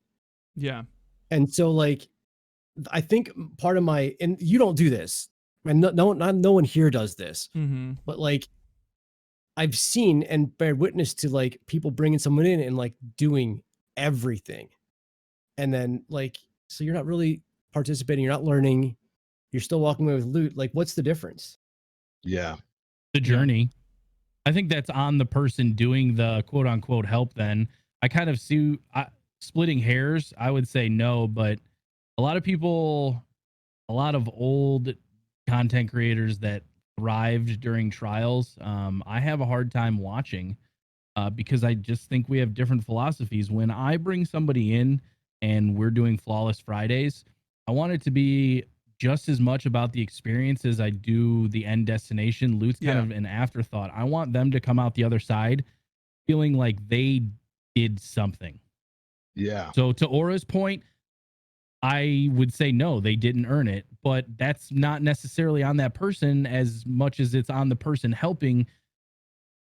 People just need to be better at teaching or don't do it. Like if you're just there to drag somebody through, what's the value in that? Why not take the time to teach somebody? Yeah. Or at least give them pointers and stuff like that. People are always looking to better themselves, especially in a game where you're so vested in it. I mean, even though Destiny's kind of in a lull right now, people die for Destiny. Like this is their thing. This is what they love. They're so vested in it. They want to generally get better, but they just don't have the avenues to. So yeah, I think that answers your question. I had a conversation with somebody earlier this week about like wanting to become a Sherpa, right? And it's like how can you get better at becoming a Sherpa in something? And it's like how I talked to them, I was like, look, it requires a lot of patience. You have to have a lot of patience. You have to have a knowledge base and a skill base that allows you to fill in different scenarios just in case like somebody's lost in the woods. You also have to be able to like explain yourself clearly in a way that helps the person understand. And there's a lot of different ways to go about it. Not everybody is the best teacher at everything, right? And Joe Garoth posted like a really awesome thread earlier about somebody on the raid team at Bungie who like he kind of gives you a one sentence layout of what the encounter is. And he's like, all right, let's jump in. They hit the go button. They dive in. They fail probably. And then he comes back out and he's like, all right, now you've seen what it is. You kind of get the gist of what the end goal is. Here's how it works. And then breaks down the encounter like pace by pace. There's a lot of different ways to teach people. There's a lot of different ways to quote unquote earn things. I personally don't get at a certain point it becomes about your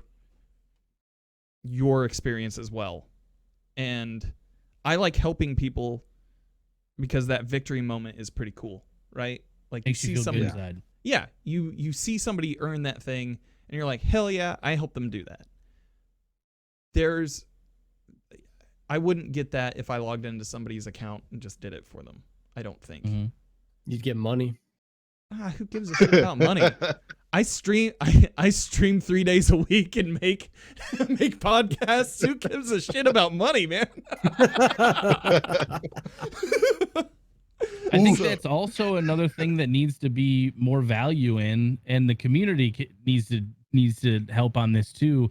Is again back to those that do trials help. A lot of it's like an assembly line, ! Raffle. You're the winner. Get in the fire team. Go flawless. Next. There's no person. It's not personable. They're like half the time people aren't even allowing those raffle winners in their Discords to like have conversations with. Those people are. I hate saying this term because it's so cringe, but for those kind of high profile people, they're your fans. They're your community. They want to play with you. They want to talk with you. Like, I don't know.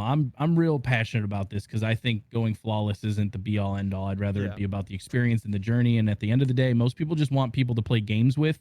And unfortunately, a lot of their friends that they're like good buddies with aren't good at PvP and they get steamrolled. So hopefully by playing with me and my friends, they learn something that they can take back and be like, oh, you got to play your life. We got a team shoot. This is where we want to take control of the game right here in this map. Don't use your super in this. Like, I want them to pick up on things and learn and feel like, come out a better Guardian on the other side. I want to, that's the reward for me. Yeah. It's just, I don't know. That's a whole thing. All of this started with Triumph Score. Yeah. There's a lot of hot takes in this episode so far. It's good. Yeah. It's good. It's kind of a good conversation when you branch off and go into that. And it's important to have. But yeah, triumph. Get your stuff now before it goes away. Yeah. It'll change. You'll still get triumphs. They'll just change. The number will change. Right. That's it. Do we think speaking of seals, I was talking about this. How is Iron Banner not have a seal? I have no idea. How am I not able to be an Iron Lord? 82-0, man. I want the screenshots on Twitter. Wow, that's a joke.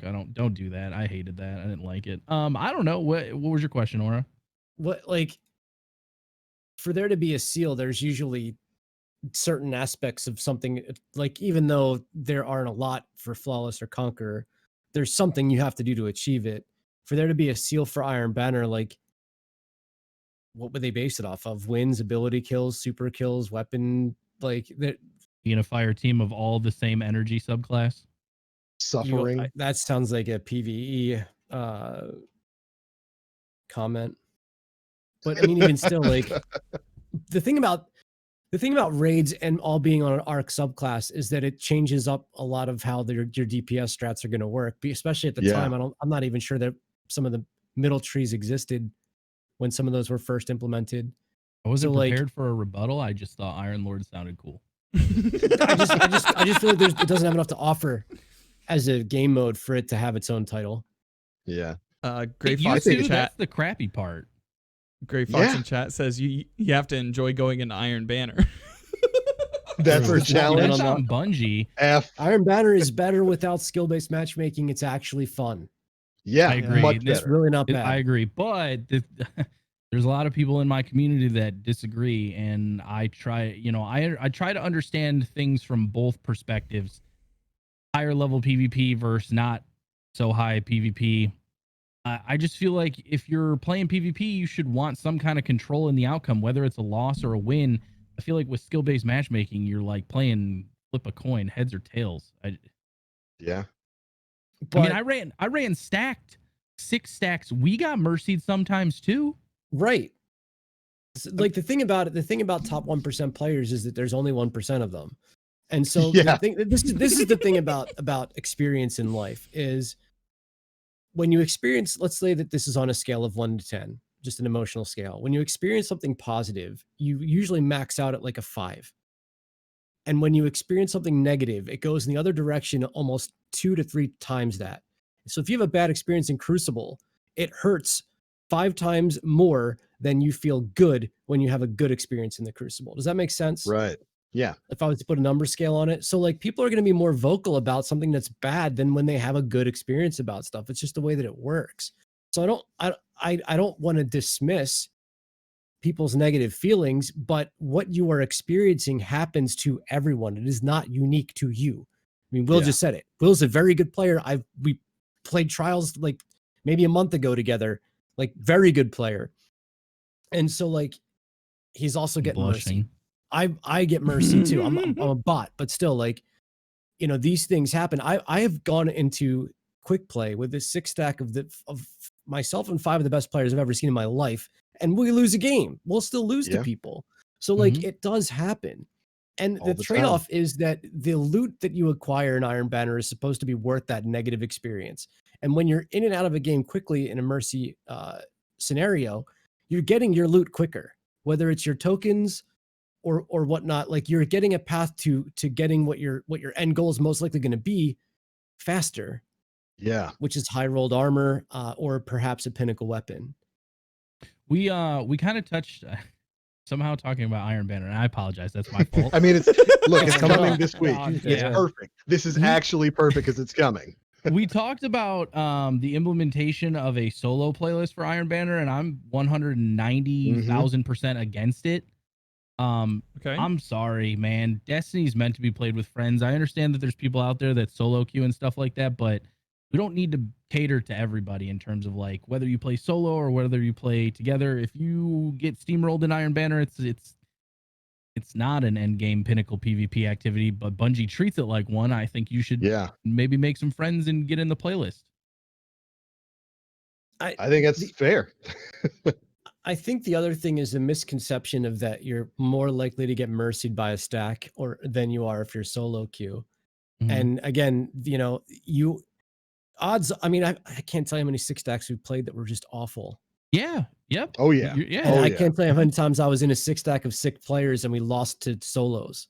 Mm-hmm. Yep. Like it probably happens equally on both sides of the spectrum, but there's that emotional connection to a negative experience that Yes, firmly you're outweighs scarred. Yep.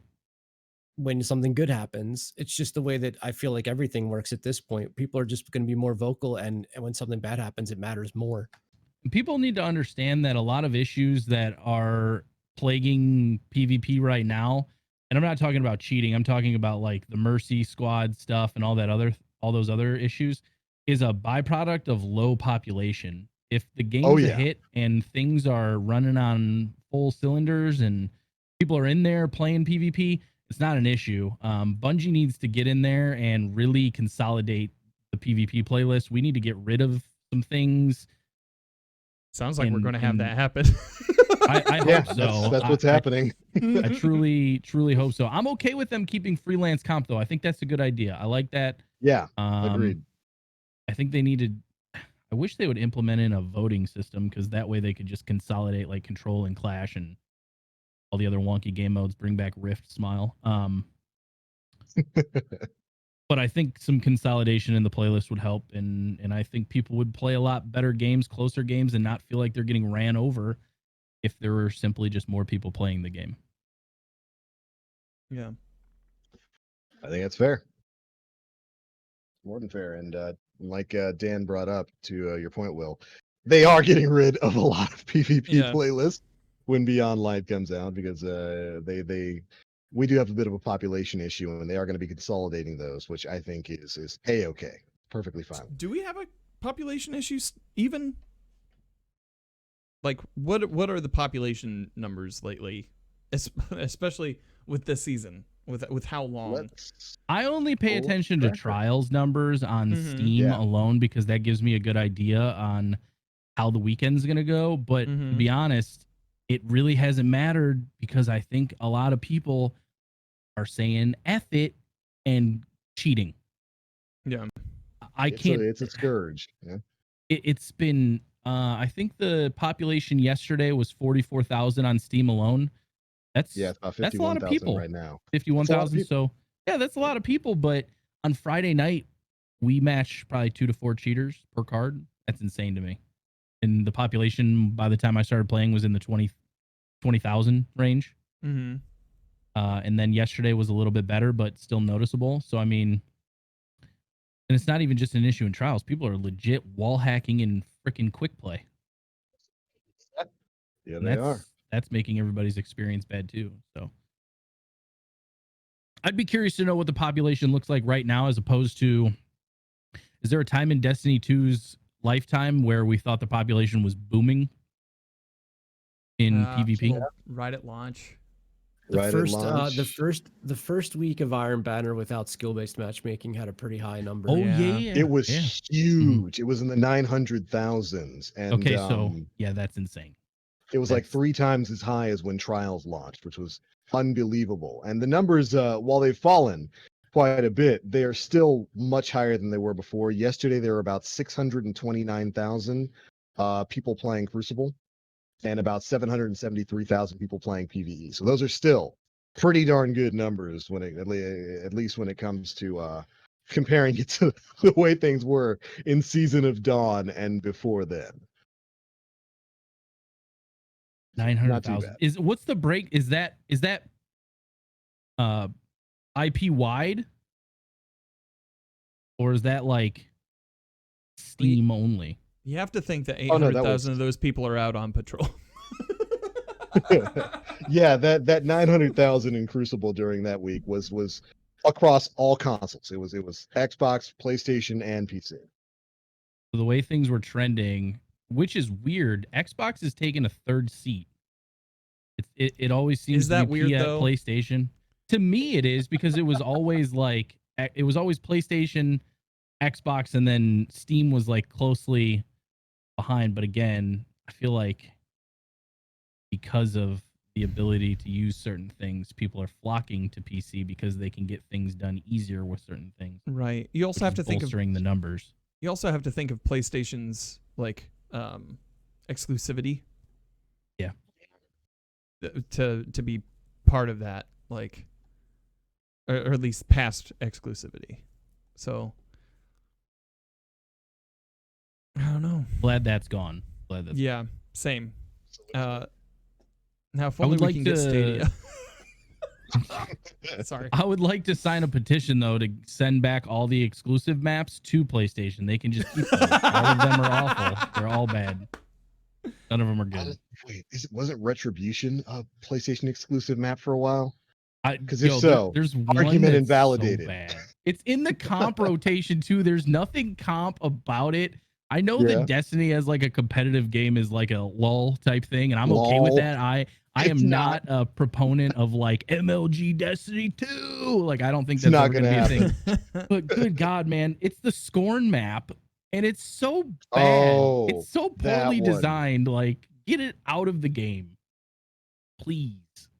Actually, I don't know. Is it on the list of ones that they're getting rid of? Vostok's gone. Hell yeah. It's about time. Hell yeah. So sick of Vostok. Awful map. Mr. Scout Rifle sitting in his tower, man, can go play that in the vault by himself. You get beat by people with scout rifles?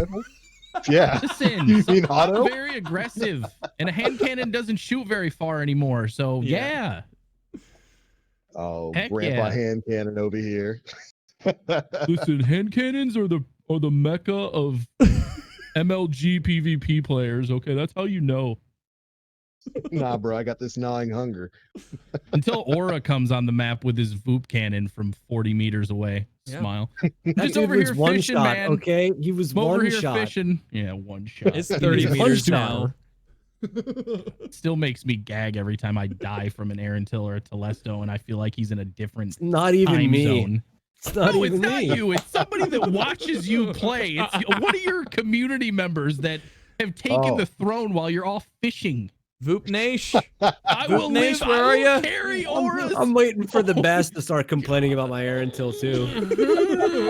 So there's a guy on Xbox. I forget what his name is, but he got like 70,000 kills on his Arantil. Danny Melee, I feel like his name is. Yeah, it's OMG. It's Omar, Danny Melee. There's like 3 or 4 other people who have more than me, and then there's Zen. I played Zen last night in trials, by the way.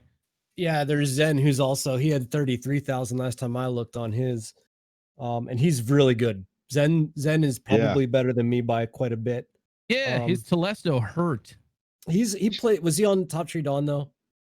I don't remember. I was too busy dodging pink needles of death. Yeah, usually he's on Top Tree Dawn, so we give those guys a pass because they're cowards. They don't stay and fight. They just fight and leave. That's how I've converted. I am a warlock player. Welcome to the party. I'm just gonna start hacking. This is what I'm gonna do, and this is real. I'm gonna start hacking people's PCs so when they use that dodge, whether it's dodge or shade step, it uninstalls the game. Y'all want to dip on a fight? I'll make you dip on a fight. It just Alt F4s you. Just hard close. Well, I don't want to quit the game. I wanted to uninstall the game. I need to set up a macro where they hit that button and it goes like, programs uninstall. Are you sure? Might as well delete System 32 just to make sure. And the crazy thing is I saw the loadout, right? And I was like, oh, this is going to be an easy game. Nah.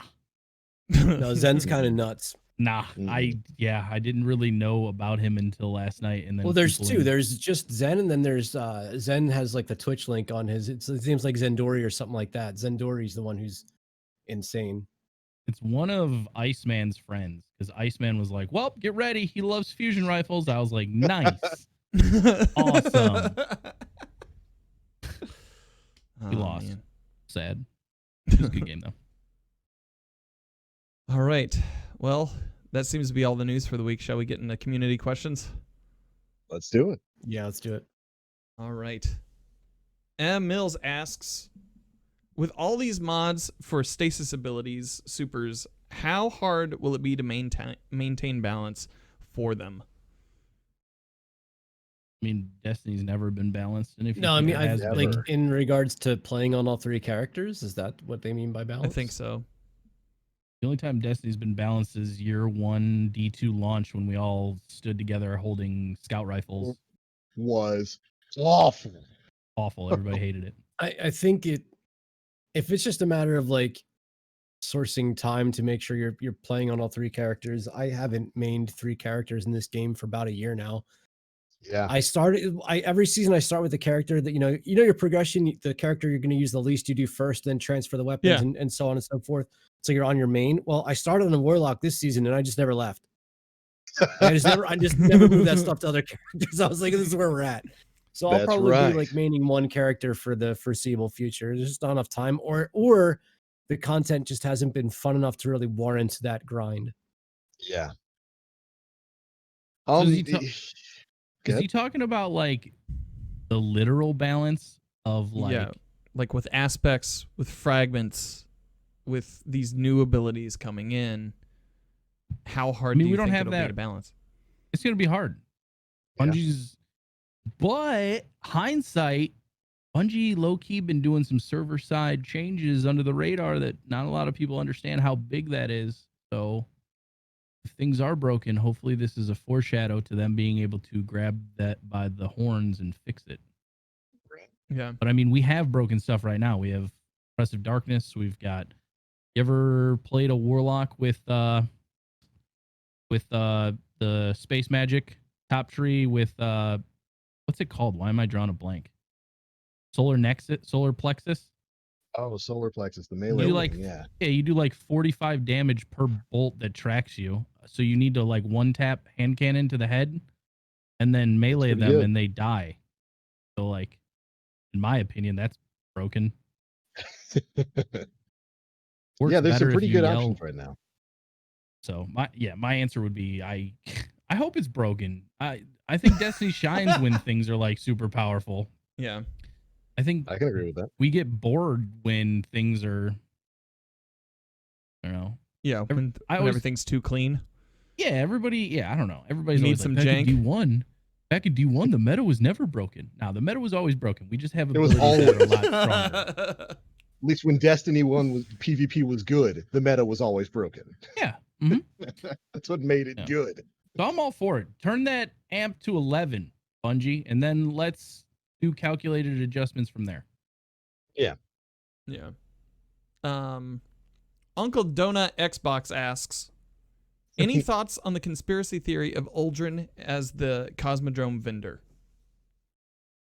He's something. He's a seal thing, and he's in armor that has the seal thing on it. So yeah, he's either the new Hunter Vanguard or he is the Cosmodrome thingy. I mean, his mind is wiped. He doesn't even understand that he killed Cade, correct? Which a lot of people have been linking up with an old cutscene from pre-release of Destiny 1. Yeah.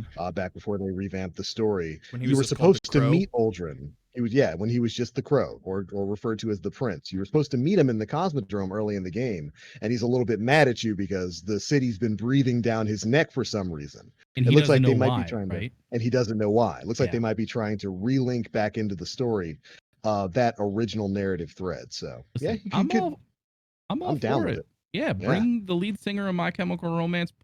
Sell me stuff, please. Thank you. 100%. Was it My Chemical Romance or AFI? I always thought it was more AFI. It could actually be Bert from the Used too. Any one of them. He could be anyone, to be honest. And I'm okay with it. You know what? Actually, I would like to preface that by saying if he doesn't bring me Perfect Black or Perfect whatever shader from D1, I'm not talking to him. Oh, yeah. We're fighting. Might just kill him again. Yeah. Strongly worded letter to Luke Smith on Twitter. I'm sure he loves that.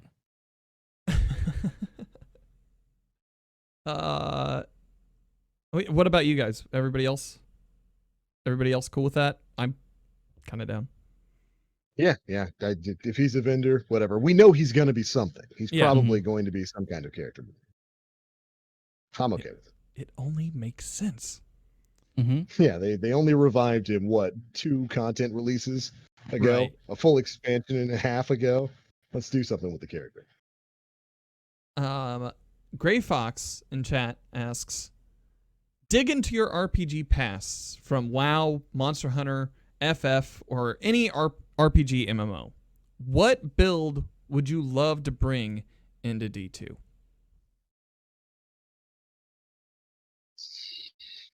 Healer, please, right now. A healer class, yeah. Yep. I like support roles. I think it bodes well.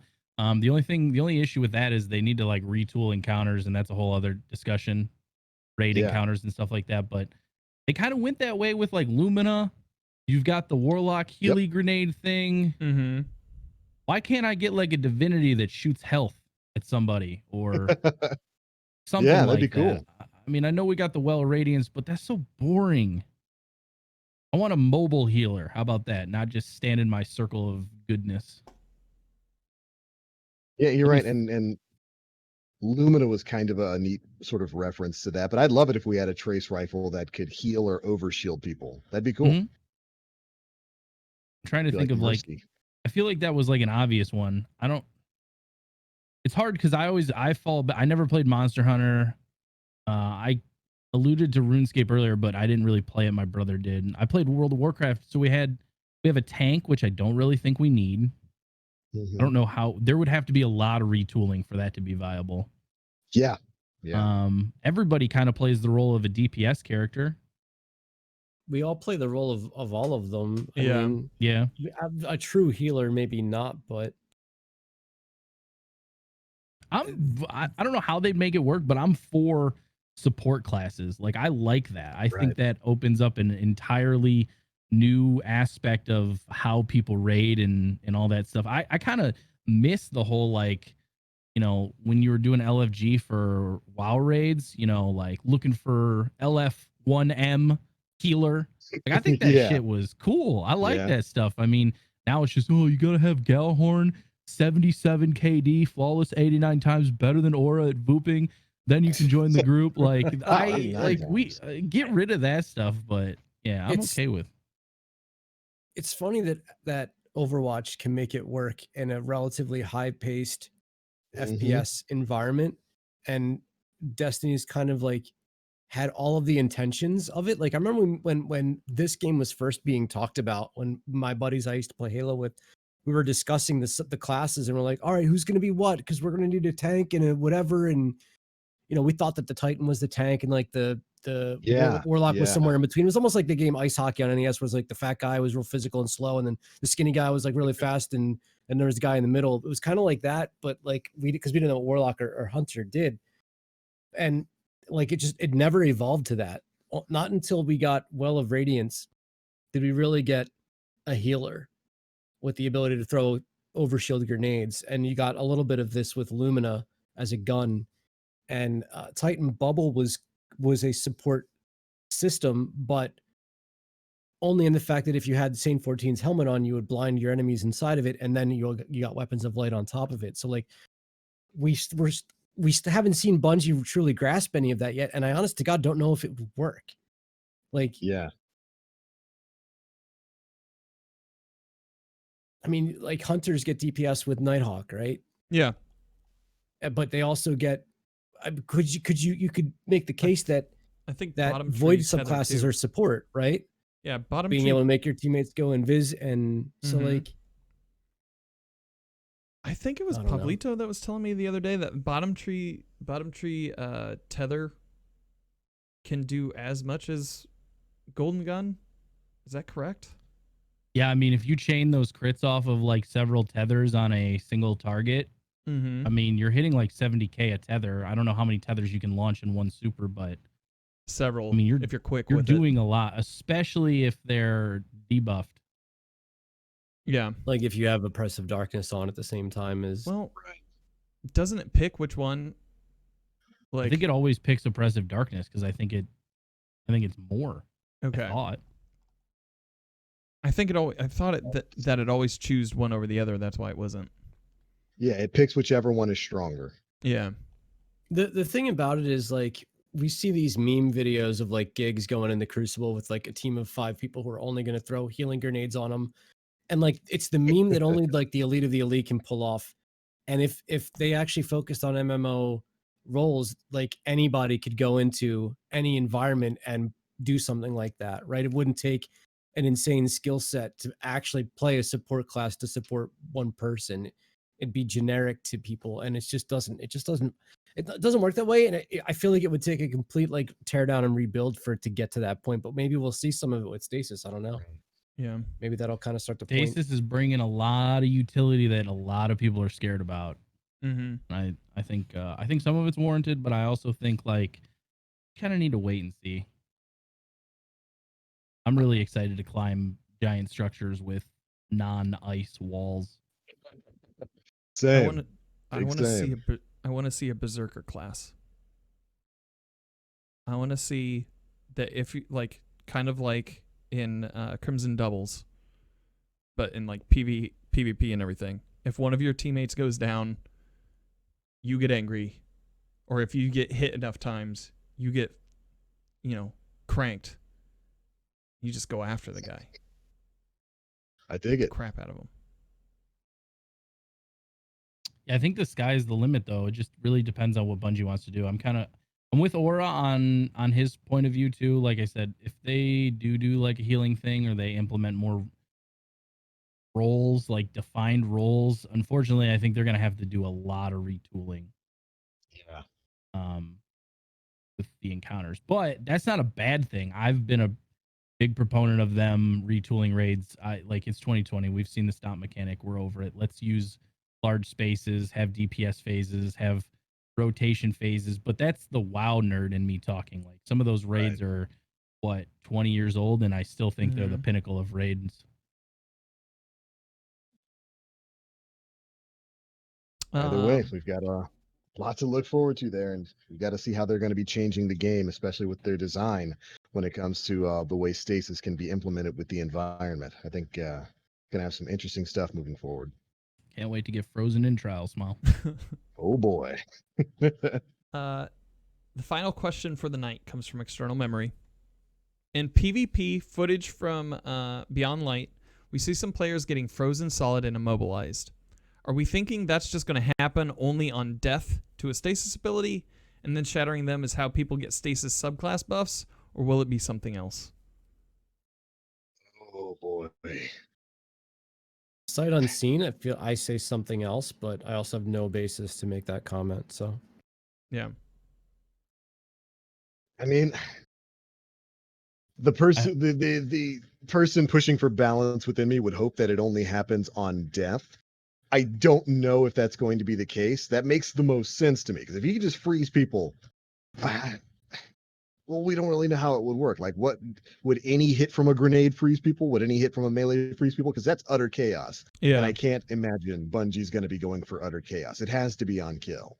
Didn't we witness like 2 living guardians get hit with a hunter thing and freeze on the spot in Crucible? But yeah. Was it a cinematic though? No, that was gameplay. It was gameplay. That was gameplay. The question is it on initial attack, or are you primed for something and then hit with it? Right? Yeah. So, I mean, Nim was talking about like how it kind of felt like Anthem a little bit, at least in that video, because wasn't there like a hit and then there was a second hit that brought about the changes? If it's on death, I think we're in a really good spot. If it's not, I think we're in some trouble, because to me, that just we're already really in a bad spot with how slow games are, especially 3v3 settings, with 3 peaking and emoting. Can you imagine how much a game will be slowed down if you're afraid that you're going to get instantly frozen? Yeah. Yeah, I'd imagine the only way that makes sense without it being utter chaos is if it's on death. Now, if it's on death, is there, to me, in my mind, this is a chance for Bungie to create a skill gap. If it's on death, is there a way for your team to save you? Is there a way for you to be prevented from dying to that? Or is it like to get a hairdryer out? Yeah. Is it like a gimmicky thing where it's just like a transmat effect, essentially? You're dead. You're frozen in stasis. You're going to die anyway. Well, I don't know, because we know that with some of these abilities, freezing enemies and then breaking them does an AoE to other things. Mm-hmm. So there's so many questions there for how this is exactly going to work in PvP. For PvE, just let rip. I don't even give a crap. Just make it powerful. Let it be crazy. But man, I really haven't thought about it a whole lot. I'm really excited about it. I kind of like I'm not one of those people that like to overthink things. I want to see it and then cast judgment. I feel like when I start to speculate, I kind of get sad about it because I'm like scared. How is this going to be tamed down for PvP? Yes. Yeah. So I kind of hope it's on death. I think we'll be okay if it's. We'll have to see. That's something that somebody needs to ask them on Twitter or whenever they post a TWAB or something, so we can get some clarification on that. I think a lot of people have that question right now. External memory in chat. Use your freeze tag emote to save your friends. Oh no, you Only gotta buy available it with pre-order. Nice. Hashtag ad. I like that. Yeah. I think I have That's that. Gonna be emote. interesting. So we're good. I got that emote. We're fine. So it's fine. All good. Yeah, so you've fair got it. and balanced. Yeah, if you don't have it, sucks to suck, sucker. Should have spent that money. Enjoy being dead. Should have supported Bungie. You Should have shilled for Bungie. I don't know. Aura, I mean, you're a pretty big PvP guy here. What do you think about it? I want to wait and see. Yeah. Yeah, it's a boring answer, but I think there's too many questions at the current moment, especially with the Hunter not even being revealed yet. Not that I read about the Warlock or the Titan, but like I think we're kind of speculating at this point. And it's fun to speculate on certain things, but this is something I think I'd want to see in real time before. Right. That's probably the safest way to go with it. I mean, because this is going to be a pretty interesting period in Destiny when Beyond Light comes out, all this stuff changes, and we suddenly have access to these new abilities. Because it's not just freezing people. You're going to be able to build those ice walls and ice platforms all over the place. And I'm really interested in seeing how that is going to be changing up the Crucible experience on its own. There's a lot of questions here, but we are just basically in wait and see mode for now. It's fair. It's more than fair. We got like 80 days or something like that left. Time to get them blacksmith seals there, boys and girls. Isn't it less than that? I did blacksmith. Thanks, shout out to Juggalo Spider. Blacksmith is done, dude. All right, time to get Reckoner there, bud. Reckoner's been done. Oh, stop showing up. Conqueror, let's do it. Yeah, I'm not doing once a week. Ew. You get some scotch. I'll get some bourbon. Ew. All right. And we turn it into fun. Oh, so we throw in scotch and bourbon. Yeah, because drunk Aura in Grandmaster Nightfalls is a great idea. Listen, sober Will in Grandmaster Nightfalls is hilarious. We're just using enhancers at this point. Yeah, it's a mod. Performance enhancer. A mod in the slot. Yeah. There's gonna be an asterisk. Enhancers. There's gonna be an asterisk next to those titles. Just saying. Performance enhancing booze. You don't have flawless either. That's true. Trials definitely enhanced with some alcohol, Aura. I don't have flawless. I don't have conquer. I am missing Riven's Bane. Same. And that's it. I've been trying to poke some friends to help me with the flawless. I need flawless. I need the Shiro challenge, which nobody has any interest in doing. Yeah. Right. I think I could find. I think Sweaty and Addy might be able to help with that. Because are you sure? Because I've tried to corner Addy for it for about a year now. Got to make her commit. She wants to play trials. I'll give her an ultimatum. Okay, that works. She'll love that. That or she'll beat me up. One of the two. We'll find out though. Hey, she's across the pond. Come get me right now with COVID. You can't stay in this country. Yeah. Just yell at me over the internet. I can just walk away from that. Oh boy. Well, I do believe that brings us to the end of the show then, doesn't it, gentlemen? Is there anything else we need to cover? I think we're good. For the most part. We're good. Right on. Well, all right, ladies and gentlemen, that is it for episode 252 of the Planet Destiny podcast. You heard it, Addy. Get him. Hop on that plane, run across that pond, and get this man. You know what's up. Thank you all so much for tuning in tonight. It's been a ton of fun. Very special thanks to our guest, Will, T00Hardcore. Thank you so much for joining us tonight, man. Hey, it was an absolute pleasure. Thank you guys all for having me. Really proud to be here, and had a lot of fun, ton of fun. So thank you. Right on, right on. Yeah, it was a lot of fun having you on, man. Great stuff. You're welcome back. Absolutely, anytime, anytime. Thanks. You were a Hell fantastic yeah. guest. Thank you. Right on, brother. But before we get on out of here, we love to give our guests the opportunity to let everybody know where they can be found, all their social media stuff like that. So if you want to get that out there, the floor is yours. You can find me at T00Hardcore, T00Hardcore on every platform: YouTube, Twitter, Twitch, Instagram, Smile. Not OnlyFans though yet. Not yet. And if you guys are interested in high level PvP with, you know, a real decisive aspect on trying to teach you guys something in a positive environment, I would implore you to swing by and check it out. Fridays, Flawless Fridays, where we take Guardians that have never been flawless and we turn them into Lighthouse Guardians. So good times. Hell yeah. Right on, right on. Good stuff. Make sure you guys go check him out. Once again, thanks so much for joining us tonight. This has been a ton of fun, brother. It's great to have you here. Thank you. I appreciate it. Thanks for having me. Right on. All right. For the rest of us, Mr. Aura. Yeah, buddy. I don't even know where I am anymore. You can maybe find me on twitch.tv/aura. Maybe I'll broadcast again. You can find me on Twitter, twitter.com/evil-aura, 3VILAU_AURA. 3VIL_AURA. Yeah, it's fine. I play Fishing Planet now. Fuck me. do you stream Fishing Planet? Yes. Yeah, I do. My username is Aura on Twitch, and just like a TTVer, as a matter of fact. But since there's no competitive nature to the game whatsoever, the community is in large part very chill and very helpful. They do like to backseat fish a little bit. That's okay. Yeah. That's right. I'm learning. Oh, you used the wrong lure there, bud. God, try it. Dude, this is the thing about Fishing Planet. It's so realistic that like everybody has their own fishing story. I caught that catfish on a Tuesday when it was raining using it was this big. And then the other person just like, no, dude, I was using salmonella balls. And the other person's like, dude, I was using a lure, bro. Like, you gotta be at this step. So it's like, it is legitimate like any other like fishing legend. No, I caught a catfish. Yeah. It was 795,000 pounds. It was bigger than the lake. And it's like, you know, big fish, small pond. Yeah, it's whatever. It's cool though. I like it.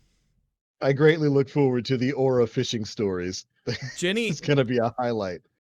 The other morning, Jenny and I was watching Twitch, and I saw you on, and I hopped into chat, and Jenny was like, "What's he doing?" I was like, "He's catching fish," and she took fishing. My phone away from me and started watching.